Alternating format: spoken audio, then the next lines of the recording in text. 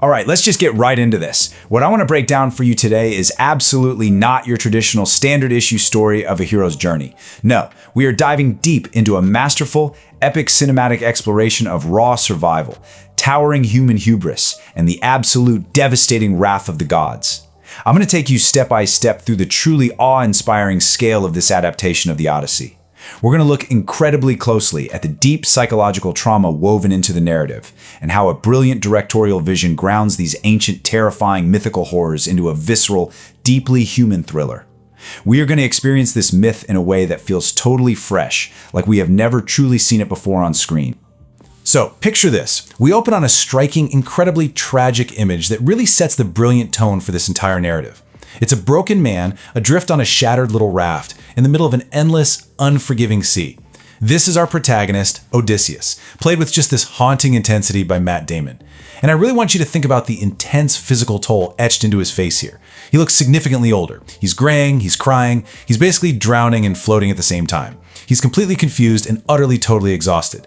I mean, this is a guy who has been entirely stripped of his massive army, his gleaming armor, and all his legendary glory. He's literally been ground down to absolutely nothing by the elements.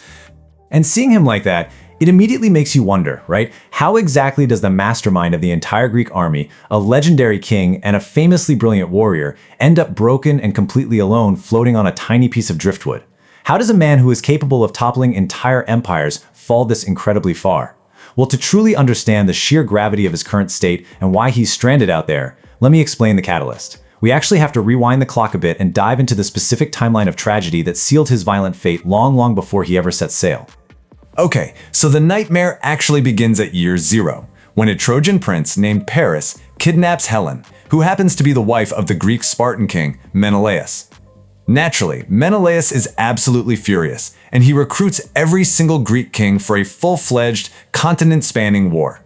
Now, Odysseus, who is famously known as the most cunning warrior alive, has a newborn son at home and a fiercely loyal queen.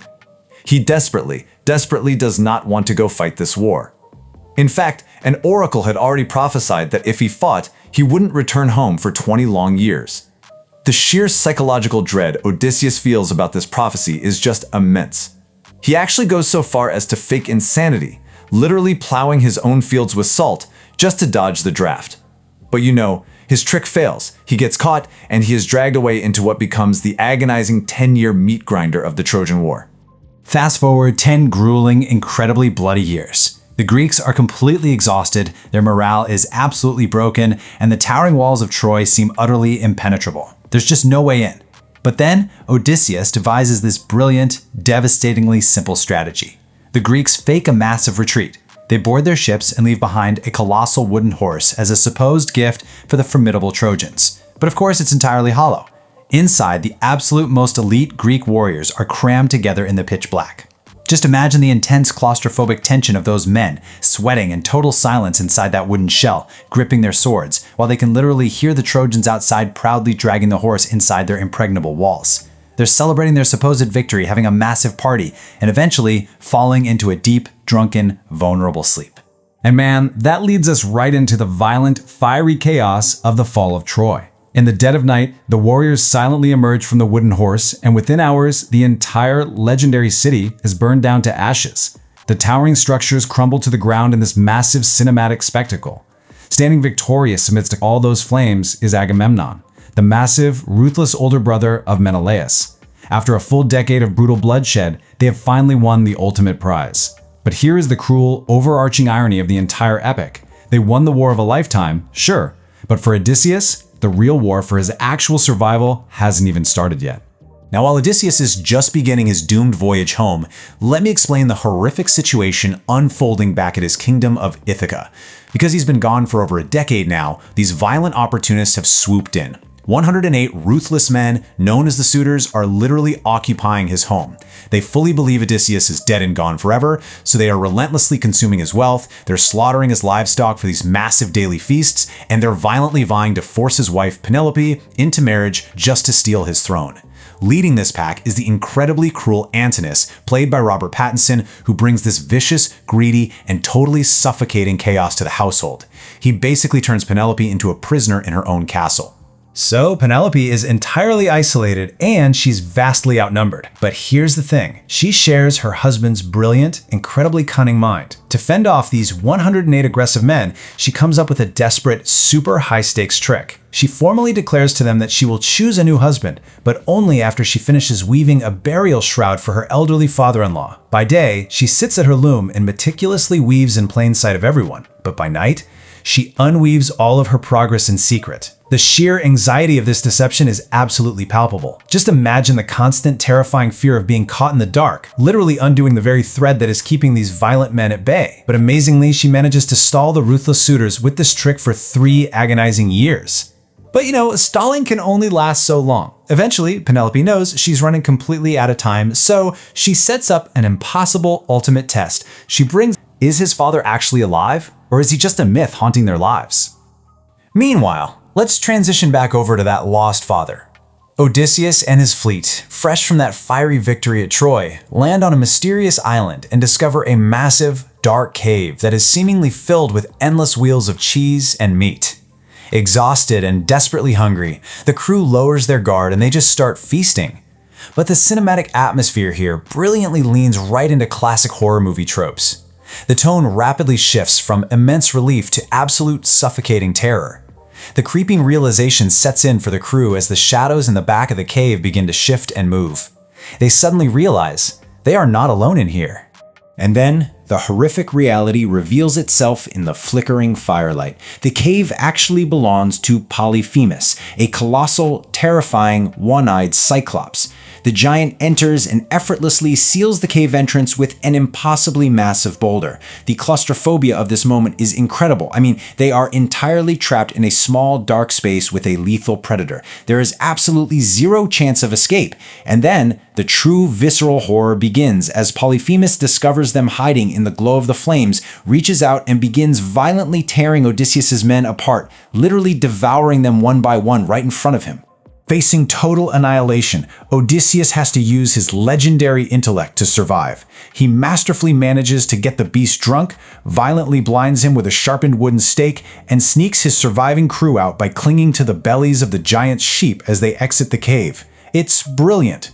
But here is the fatal flaw, the exact moment of pure, blinding hubris that completely dooms the rest of his life. As they finally sail away to safety, Odysseus's ego just takes over. Fueled by 10 years of being a revered, legendary war hero, he simply cannot stomach the idea of being an anonymous survivor. He needs the glory. So he screams his real name back at the blinded, raging monster on the shore. Remember, it was Odysseus who defeated you. And that single echoing shout of immense pride, that literally seals his doom forever. Because, as it turns out, Polyphemus is not just some nameless monster in a random cave. He is the literal son of Poseidon, the mighty Greek god of the sea. Polyphemus drops to his knees on the beach and prays to his father, bringing down a terrifying divine curse. He begs that Odysseus never reach home, or if he somehow does, let it be far too late, and let him be stripped of all his men. We really have to highlight the sheer scale of angering a literal god here. It's not just about having bad luck anymore. The very environment, the entire ocean they are sailing on, now actively wants them dead. This divine wrath starts to build into a series of tragic, unending imprisonments. Let me explain the role of Calypso here, entirely cut off from the mortal world, literally crying on the beach every single day. This actually brilliantly explains the callback to why Matt Damon's character looks so deeply aged, withered, and graying in that opening sequence we discussed earlier. Time has just been stolen from him. Eventually, to find any hope of a way back home through Poseidon's wrath, Odysseus is forced into a harrowing, literal descent into the underworld. This is an incredibly heavy, chilling, and visually dark cinematic sequence. He's guided by the mysterious messenger god Hermes, played by Elliot Page. Down in the crushing dark of the underworld, Odysseus must walk past a vast army of the dead. But it's not just random spirits floating around. He sees his own fallen comrades from the bloody sands of Troy. It becomes this horrifying psychological guilt trip, actively forcing him to confront the immense human cost of his leadership, all just to consult the blind, dead oracle Tiresias. And honestly, when he finally emerges from the underworld, the terrifying physical trials on his journey only escalate further. The grounded cinematic realism being brought to this myth is staggering. I mean, think of a director like Christopher Nolan handling ancient beasts. That's the vibe. Odysseus encounters the Laestrygonians. Instead of cartoonish mythical beasts, we get massive, heavily armored, brutal, cannibalistic giants born of Poseidon and Gaia. It's a deeply terrifying, almost Attack on Titan-style nightmare. It's just a violent, bloody fight for basic survival against colossal beings that crash straight through their ships and view his seasoned warriors as nothing more than a quick afternoon snack. Okay, so if the giant cannibals thoroughly tested his physical survival, the next overwhelming threat tests the very fabric of his mind. The remaining crew must sail directly through the eerie, fog-choked territory of the Sirens. These are beings that produce a haunting and possibly beautiful melody. But this song is reframed here perfectly as a pure psychological weapon. It drives any man who hears it into a state of absolute temporary madness. Imagine the horrific visual of their ship navigating an ocean completely littered with the rotted ships and skeletal remains of countless sailors who fell for the trap, plunging into the freezing ocean to their immediate violent deaths. To survive this psychological weapon, Odysseus devises another desperate, high-risk plan. He orders his crew to pack their ears completely solid with melted beeswax so they can't hear a thing. But Odysseus, driven by his relentless, almost arrogant and obsessive curiosity, decides he wants to be the only mortal man alive to hear the song and actually survive it. So he orders his deafened crew to bind him tightly to the ship's massive wooden mast. The visceral performance here is incredible. You literally see him straining violently against the thick ropes, the absolute unhinged madness taking over his eyes. He is begging and screaming at his men to release him, while they just stare blankly ahead, completely deaf to his desperate screams.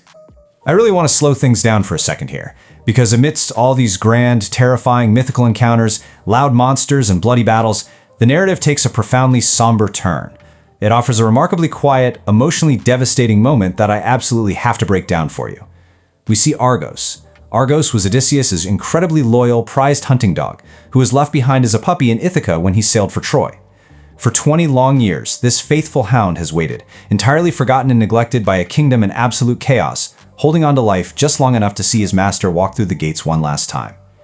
The transition from the loud battles to the quiet decay of a forgotten dog is a profoundly heartbreaking symbol of the precious time that has been permanently stolen from Odysseus. And as if that deep emotional gut punch wasn't enough to break him, nature itself continues to tear at whatever is left of his spirit. We witness the absolute horror of Charybdis. This isn't depicted just as some giant fanged sea monster. It is shown in terrifying realistic scale as a colossal whirlpool that physically swallows the entire ocean every 3 days. The visual scale is just breathtaking, a vortex so massive it completely dwarfs their ship, making all their previous exhausting survival efforts feel incredibly small and pointless. It perfectly highlights exactly how powerless a mortal man, even a great king, truly is against the sheer overwhelming scale of the sea and the unyielding wrath of the gods. Which finally brings us to the profound, deeply tragic core of this entire cinematic breakdown. We started our journey by looking at a broken man on a raft, and now we know exactly the towering horrors that shattered his mind and his body. We have witnessed a staggering transformation, haven't we?